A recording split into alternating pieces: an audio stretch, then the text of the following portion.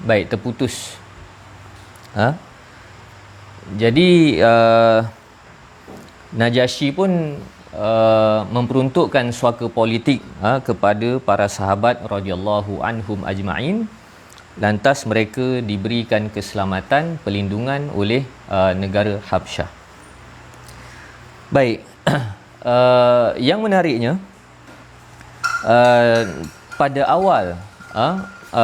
awal utusan musyrikin Quraisy yang dipimpin oleh Amr bin Al-As ketika itu masih lagi kufur, telah cuba merasuah Najasyi dengan hadiah yang banyak. Maka apabila selesai daripada dialog tersebut, Najasyi berkata, kembalikan hadiah mereka berdua, iaitu utusan musyrikin Quraisy. Aku tidak memerlukannya. Demi Allah, Allah tidak pernah mengambil rasuah daripadaku ketika dia mengembalikan kerajaanku. Maka apakah aku hendak mengambil rasuah pada jalannya? Jadi akhlak yang ditunjukkan oleh Raja Najasyi, dia menolak rasuah.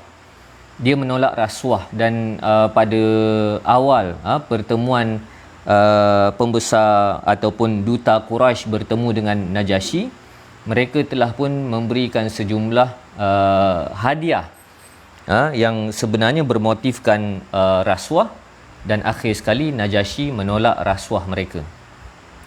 Ini juga yang kalau kita boleh lihat dalam Al-Quran, bagaimana akhlak politik yang ditunjukkan oleh Nabi Sulaiman alaihi salatu wassalam apabila Balqis cuba merasuah Nabi Sulaiman dengan hadiah yang banyak. Lantas Nabi Sulaiman menilai hadiah yang terselindung di sebalik hadiah tersebut kepentingan. Lantas Nabi Sulaiman menganggap itu merupakan rasuah. Akhir sekali Nabi Sulaiman menolak rasuah. Jadi ini kita boleh lihat dalam ayat Al-Quran, Nabi Sulaiman mempertikaikan utusan Balqis dengan mengatakan, atumiddunani bimal, apakah kamu mahu merasuah aku dengan harta? Jadi dari kisah-kisah seumpama ini mengajar kita bahawasanya generasi terdahulu yang berjaya, apabila mereka memimpin, mereka memerintah, mereka sangat cermat dan tahu membezakan antara hadiah dan rasuah. Dan memang praktis apabila mengamalkan rasuah, menghulukan rasuah, orang tidak akan mengatakan rasuah itu rasuah, tetapi mereka akan membahasakan rasuah itu sebagai hadiah.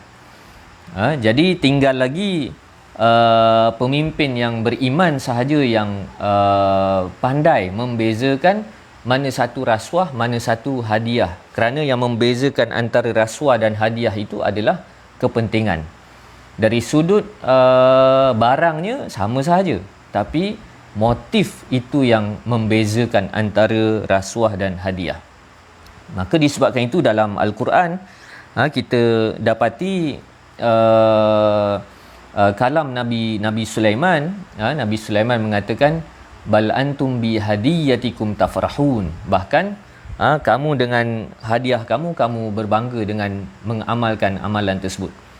Jadi dalam ayat tersebut tidak digunakan perkataan rishwah, tetapi digunakan perkataan hadiah, mengajar kita bahawasanya sampai bila-bila pun orang yang terlibat dalam rasuah, dia tidak akan mengaku itu adalah rasuah. Orang yang merasuah, orang yang menerima rasuah, dia tidak akan mengaku ini adalah rasuah. Sebaliknya mereka akan menggunakan rasuah itu sebagai istilah hadiah. Ini kita boleh lihat di dalam Al-Quran. Jadi percubaan musyrikin Quraisy untuk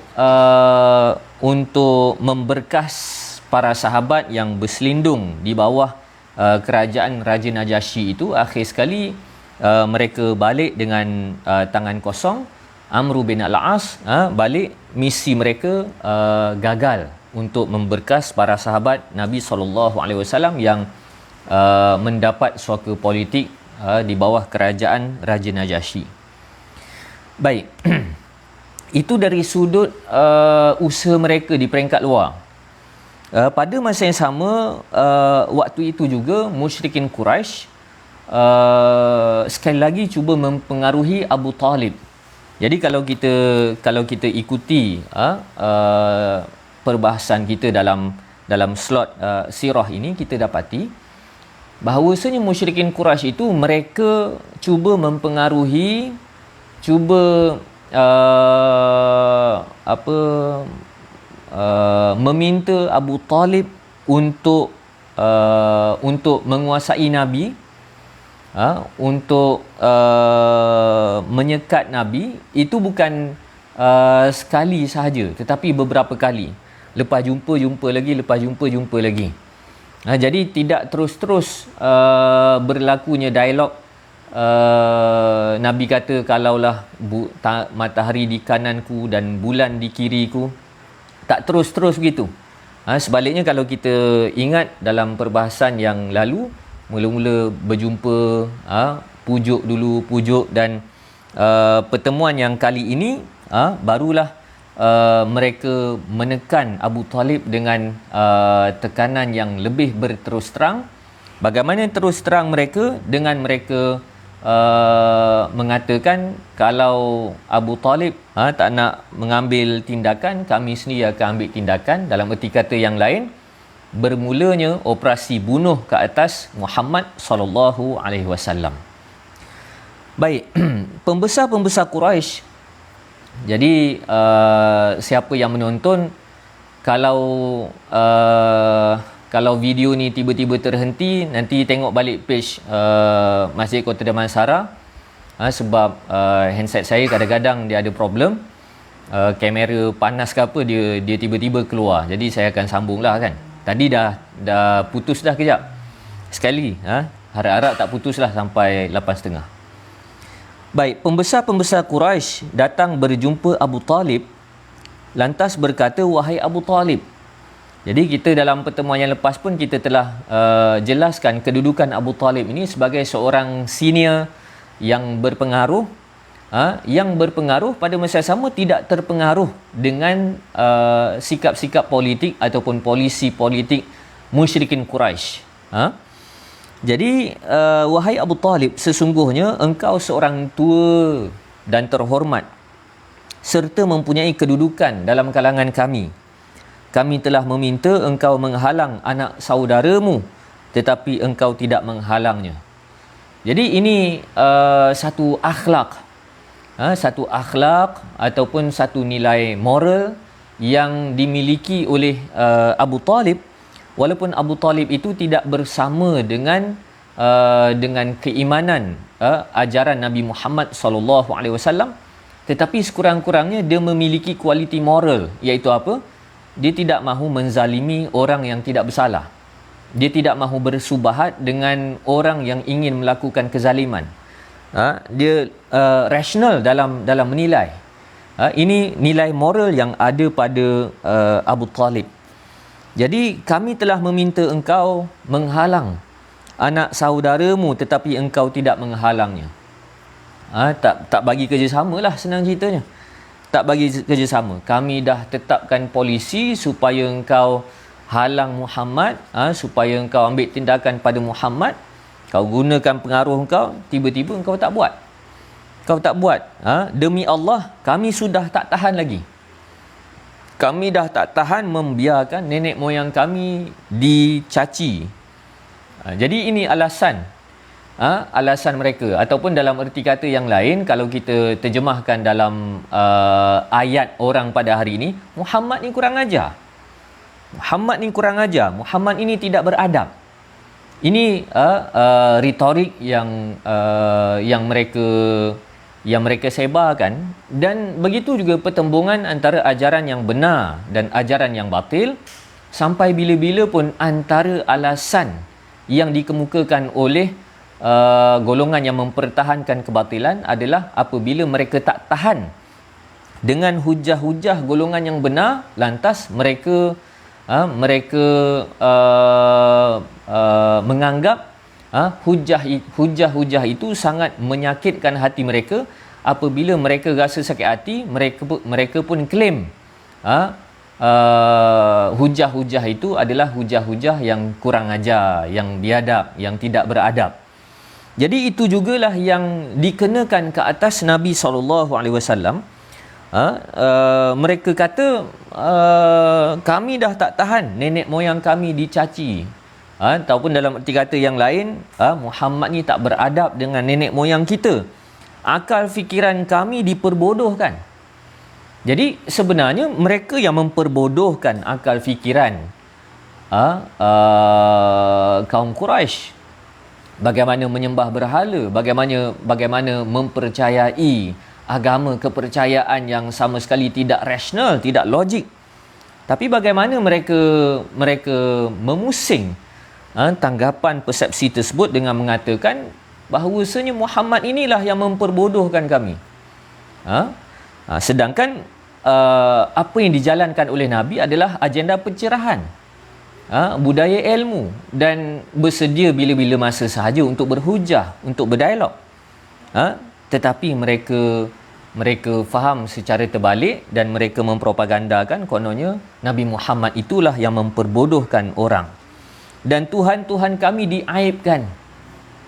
Tuhan-Tuhan kami diaibkan, melainkan engkau sanggup menghalangnya, atau kalau tidak, biar kami menyelesaikan sehingga binasa salah satu daripada dua pihak. Jadi ini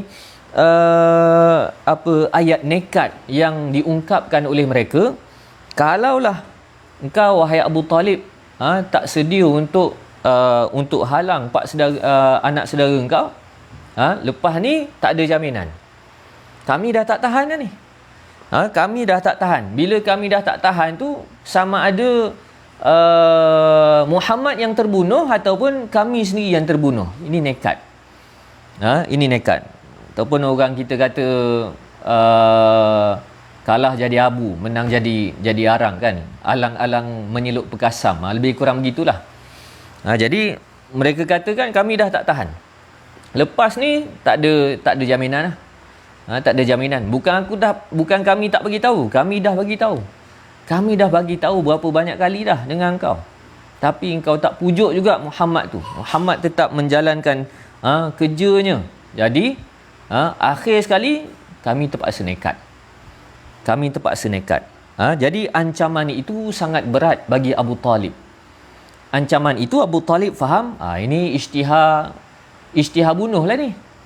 Lepas ni akan ada operasi pembunuhan, operasi misi untuk membunuh Nabi SAW secara bersepadu. Mesej ini sangat difahami oleh Abu Talib.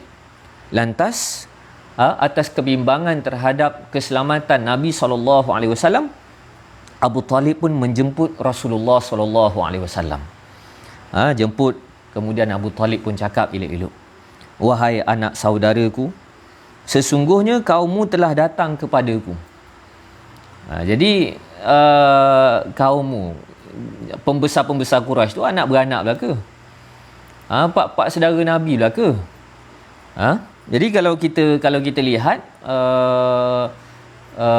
cabaran yang dihadapi oleh para Nabi dan Rasul alaihissalam, mereka bukan berdepan dengan orang luar. Mereka berdepan dengan kaum kerabat sendiri. Berdepan dengan kaum sendiri. Dan ujian itu merupakan ujian yang sangat berat untuk dilalui. Kadang-kadang kita tak payah nak kata lawan lah. Kita nak nasihat orang yang dekat dengan kita pun susah. Kalau kita nak nasihat orang yang kita tak kenal, orang yang jauh daripada kita, senang. Tapi nak nasihat orang yang dekat dengan kita tu susah. Apatah lagi situasi Nabi SAW, Nabi terpaksa berdepan dengan pak-pak saudara dia. Yang mana pak-pak saudara dia ini pada awal-awalnya okey sahaja dengan Nabi. Bahkan menyambut kelahiran Nabi SAW. Tetapi sampai satu masa Nabi diperintahkan oleh Allah untuk mendepani pak-pak saudara Nabi. Jadi tidak mudahlah untuk kita bayangkan situasi yang dialami oleh baginda Nabi SAW. Mereka mengatakan begini-begini. Abu Talib pun dia cerita balik. bagaimana wakil pembesar-pembesar Quraisy datang bertemu dengan dia, cakap nak ugut sekian. Lepas ni kalau tak berubah juga, kami akan buat sekian. Lepas cerita itu, Abu Talib pun kata, maka tolonglah selamatkan diriku dan dirimu. Tolonglah wahai Muhammad. Sekarang ni bukan semata-mata cerita selamatkan diri kau wahai Muhammad, bahkan selamatkan diri aku. Sebab apa? Kalau apa-apa yang berlaku ke atas dirimu, aku juga yang rasa sedih, aku juga yang terkesan. Dan begitu juga dari sudut maruah, orang pakat tahu bahawasanya Abu Talib ini yang membela Nabi SAW. Tiba-tiba sampai satu masa Nabi berjaya dibunuh, sudah pastilah kedudukan Abu Talib ini pun akan dipertikaikan oleh orang ramai dalam kalangan musyrikin Quraisy. Jadi selamatlah, kita ambil jalan selamatlah wahai Muhammad. Janganlah engkau bebankan aku dengan benda yang aku dah tak daya dah nak tanggung. Aku dah backup, aku dah buat donor kan, aku dah biarkan kan. Orang tekan aku untuk ambil tindakan padamu, untuk buat macam-macam padamu.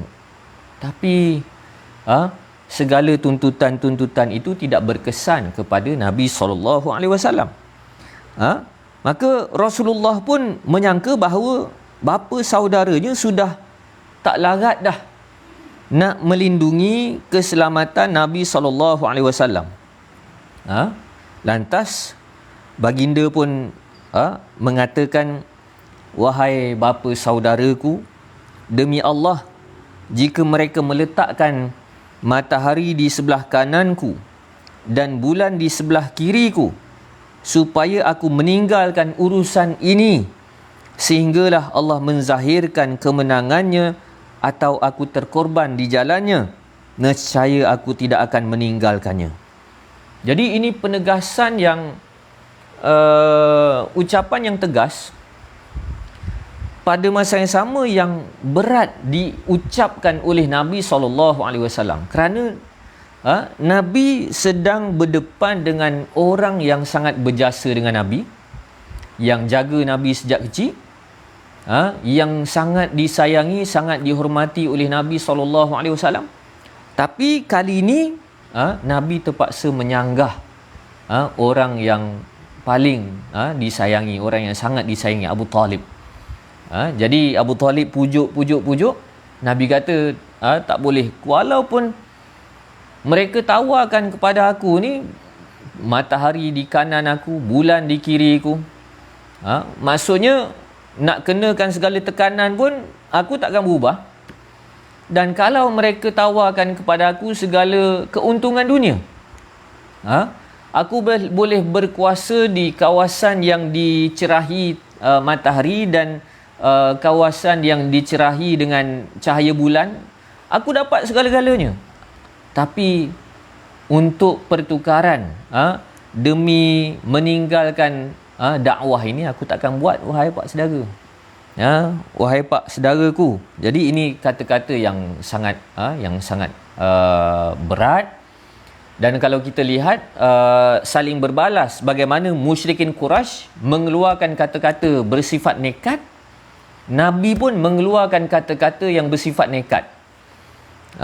Jadi orang nekat nak bunuh Nabi, Nabi pun nekat. Orang nak buat apa, buat. Aku takkan berhenti. Jadi ungkapan nekat seumpama ini memang ada kalanya perlu dalam melangsungkan kerja dakwah, supaya kita tidak terpengaruh dengan tekanan-tekanan yang diberikan. Setelah Nabi mengungkapkan kata-kata yang tegas itu, kemudian Nabi pun bangun dan menangis. Nabi pun bangun dan menangis, menggambarkan kata-kata itu sangat berat tanggungannya oleh Nabi SAW. Apabila baginda mula beredar, Abu Talib memanggilnya. Setelah itu baginda patah balik Abu Talib berkata, wahai anak saudaraku, katalah apa yang kamu nak kata. Demi Allah, aku tidak akan menyerahkan engkau kepada siapa pun selama-lamanya. Jadi Abu Talib kata, wahai anak saudaraku, kau nak buat apa lepas ni kau buat lah. Tapi nak suruh aku serahkan kau pada puak-puak jahat tu, aku takkan buat. Aku takkan buat. Jadi ini ikrar, berupa green light daripada Abu Talib, menandakan bahawasanya Abu Talib tidak akan memberikan kerjasama kepada musyrikin Quraisy. Kemudian Abu Talib pun bersyair dengan mengatakan, demi Allah, mereka semua tak akan dapat mencapaimu. Mereka semua tak akan dapat memberkasmu kecuali setelah aku bersemadi dalam tanah.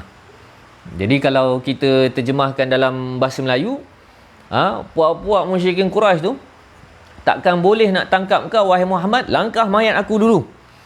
Jalankan urusanmu, tidak ada celanya terhadapmu. Gembira dan tenteramkanlah dirimu. Jadi Abu Talib mengungkapkan kata-kata yang sangat menenangkan. Terus langsungkan kerjamu, tenang-tenang sahaja, jangan risau, jangan risau. Terus buat apa yang kamu rasakan perlu untuk kamu buat. Jadi daripada respon Abu Talib inilah menenangkan kembali hati Nabi SAW. Dan kalau kita lihat dalam sirah Nabi ini, kita dapati dalam melangsungkan kerja dakwah, memerlukan pada peringkat awal memerlukan pengaruh orang tua. Orang tua macam mana? Orang tua macam Abu Talib ni lah. Bukan orang tua jahat ke, orang tua tak guna ke. Ni orang tua macam Abu Talib, yang dia ada prinsipnya, ada harga dirinya, tidak terpengaruh dengan tekanan, yang berani, yang rasional dalam membuat penilaian. Jadi pengaruh Abu Talib ini dalam kelangsungan dakwah Nabi dalam peringkat awal, kita tidak nafikan, memang merupakan antara faktor utama pada survival dakwah baginda Nabi SAW. Baik. Kemudian selepas daripada boleh kita katakan perundingan itu, musyrikin Quraisy mendapati Nabi tak berubah perangai, tetap melangsungkan dakwah, pergi ke mana-mana cerita pasal Islam, pergi ke mana-mana membuka peluang untuk orang ramai bertanya berkenaan Islam, menjelaskan soal ajaran Islam, menyantuni masyarakat. Maka tahulah musyrikin Quraisy bahawasanya Abu Talib dah tak berkesan. Abu Talib tidak berkesan, dan begitu juga mereka tahu Abu Talib tetap sanggup melindungi Nabi SAW. Sebab Nabi terus melakukan kerjanya. Seakan-akan tak jadi apa-apa pada Nabi. Tak berlaku apa-apa perubahan. Lantas mereka datang lagi bertemu dengan Abu Talib. Jadi kalau kita lihat sejak daripada awal, siri-siri perundingan mereka dengan Abu Talib itu berlaku sekurang-kurangnya 4 kali. Sekurang-kurangnya 4 kali bagaimana mereka bertanya, mereka meminta, mereka mengugut, dan akhir sekali mereka cuba menawarkan Abu Talib dengan tawaran yang, kalau kita fikirkan balik, memang tawaran yang celakalah. Tapi nak buat macam mana? Itu logik yang difahami, yang dipegang oleh musyrikin Quraisy. Jadi bagaimana mereka datang bertemu dengan Abu Talib sekali lagi, kemudian bersama dengan mereka membawa Ammarah bin Al-Walid bin Al-Mughirah. Walid bin Mughirah ini merupakan salah seorang pembesar musyrikin Quraisy, antara watak utama juga. Dia ada anak seorang ni Ammarah. Lantas mereka berkata, wahai Abu Talib, Sesungguhnya anak muda ini, dia bawa budak muda Ammarah ini, dia kata Ammarah ni, dia ni anak muda yang mulia,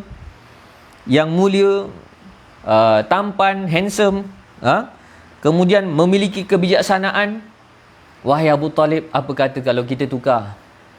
Kau serahkan anak saudara engkau tu, kami pula, kami bagi anak kami pada engkau, wahai Abu Talib. Anak kami ni dahlah muda, mulia pula tu. Lepas tu bijaksana tak tahulah, kalau test IQ berapa ratus dapat IQ kan. Kemudian handsome pula tu. Maka kita tukar. Kita tukar. Jadi tawaran ini mereka anggap tawaran yang boleh menarik minat Abu Talib, kerana pada tanggapan mereka dengan kelebihan yang ada pada Ammarah itu dapat menguntungkan Abu Talib dari sudut posisinya, dari sudut tenaga mudanya, dari sudut pengaruhnya. Lantas Abu Talib membalas tawaran mereka dengan mengatakan, demi Allah, alangkah buruknya tawaran kamu. Memang buruk lah kan. Logik yang dikemukakan oleh Abu Talib ni sangat jelas. Dia kata, alangkah buruknya tawaran kamu. Adakah kamu hendak memberikan kepadaku anak kamu supaya aku bagi dia makan? Supaya aku bagi dia makan. Dan kemudian aku kena serahkan anak aku ni untuk kamu bunuh anak aku ni.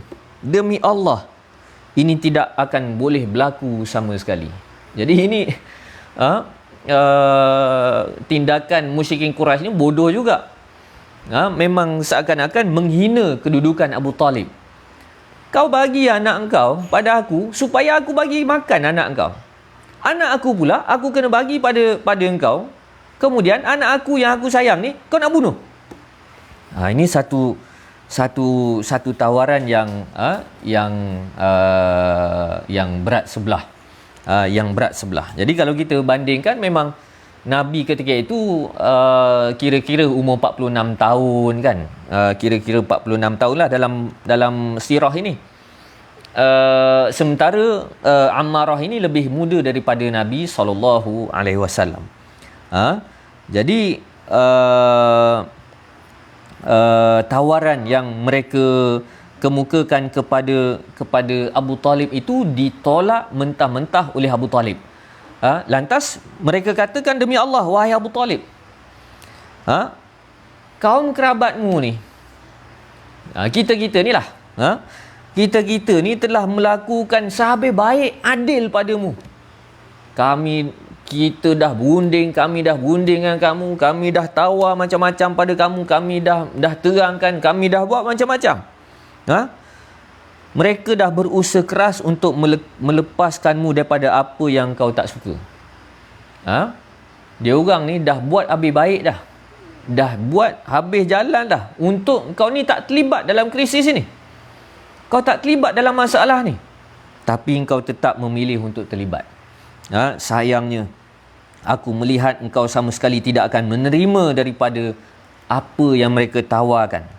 Abu Talib berkata, demi Allah, kamu tidak berlaku adil kepadaku.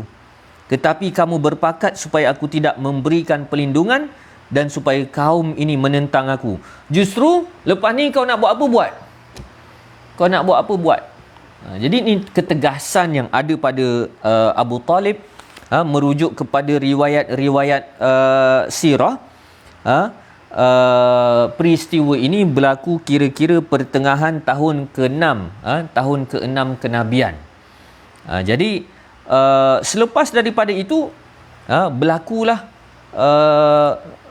misi pembunuhan yang lebih radikal ke atas baginda Nabi SAW. Dalam perkongsian yang lepas kita telah ceritakan bagaimana mereka mensabotaj, bagaimana mereka cuba menyeksa, bagaimana mereka menunjukkan tekanan-tekanan berbentuk fizikal kepada Nabi SAW. Kemudian fasa ini lebih radikal dikenakan ke atas Nabi SAW.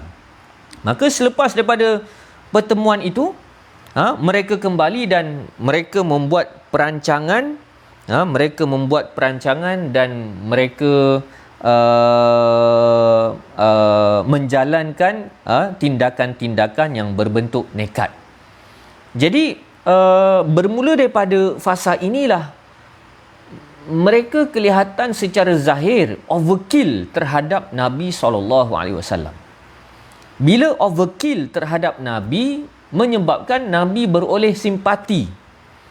Dan kesan daripada itu, dua tokoh besar musyrikin Quraisy memeluk Islam, iaitu Hamzah bin Umar Al-Khattab radhiyallahu an. Hamzah dan Umar Al-Khattab radhiyallahu anhuma. Jadi ini kita boleh lihat dalam perjalanan dakwah Nabi SAW. Orang nak buat naya pada dakwah, itu kerja dia nak buat naya. Tapi untuk Nabi balas penganiayaan mereka, kezaliman mereka, Nabi tak boleh balas dengan cara seperti itu. Kesannya apa? Menyebabkan tindakan-tindakan mereka memaparkan sikap tindakan overkill mereka terhadap Nabi SAW. Bila orang nampak mereka overkill terhadap Nabi, menyebabkan Nabi beroleh simpati. Bila Nabi beroleh simpati, akan ada orang yang mula kesian dan tertarik dengan dakwah Nabi SAW, lantas semakin menzahirkan karakter jahatnya musyrikin Quraisy yang menentang dakwah Nabi SAW. Baik. Jadi kalau kita nak sambung agak panjang juga kan. Nanti kita akan bahaskan bagaimana operasi-operasi pembunuhan yang dijalankan oleh musyrikin Quraisy. Ini agak panjang untuk kita bahaskan. Begitu juga selepas ini kita akan membahaskan perjalanan bagaimana Hamzah dan Sayyidina Umar Al-Khattab radhiyallahu anhu memeluk Islam. Ini perbahasan yang agak panjang dan kalau kita nak sambung nanti takut tergantung. Jadi cukup sekadar ini sahaja untuk malam ini. Mudah-mudahan kita dapat menjiwai perjalanan dakwah yang dilangsungkan oleh Nabi SAW, dan daripada perkongsian sirah ini mudah-mudahan semakin kuat kesetiaan dan cinta kita kepada perjuangan baginda Nabi SAW. Allahumma balagh, Allahumma fashhad. Ya Allah, aku telah sampaikan, ya Allah saksikan apa yang telah aku sampaikan. Wallahu alam. Assalamualaikum warahmatullahi wabarakatuh.